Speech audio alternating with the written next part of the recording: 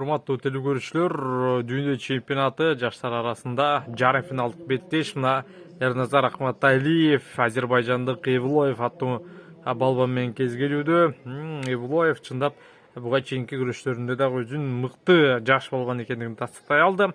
Ал эми Эрназар Акматалиевдин дагы буга чейинки күрөштөрүн каналдан көрсөңүздөр болот. Өтө жакшы бир күрөштөр жүргүзгөн деги Акматалиев бул жерде эмне кылды? Атаандашын артында өткөрүп алды. Вот, 4 упайды сурап жатат. Чындап Акматалиевдин далгысы жерге тийип калгандай таасир калтырган. Жана азыр челлендж алды. Жана челленджден кийин Эвлоевдин 2 упайы 4 упай болуп өзгөрүшү мүмкүн. Ава, 2 упай да кошулат. Эвлоевдин аракетин 4 упайлык менен бааланды. 4-4. Биринчи 3 мүнөттүн бүтөрүнө дагы 30 секундадай убакыт бар. Эрназар иштеш керек.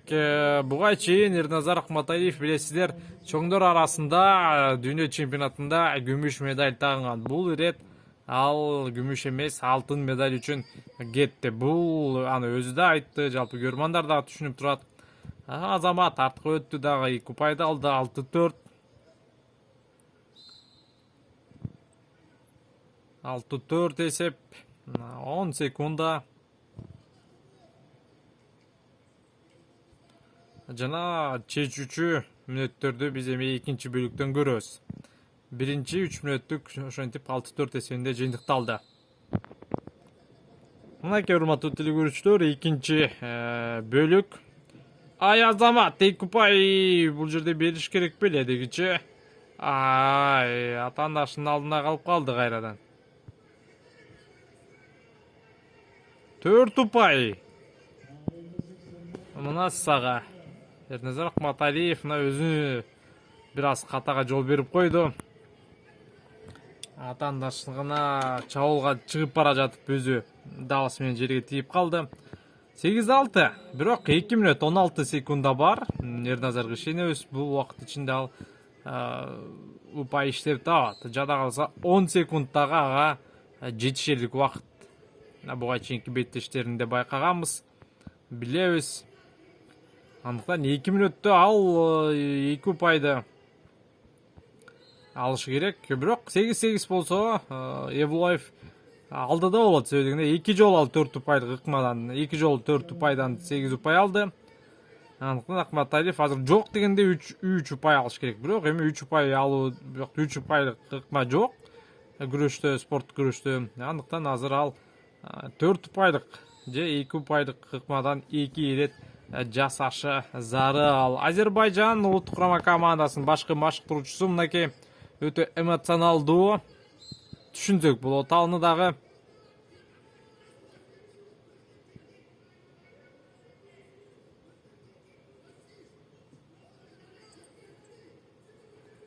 Өтө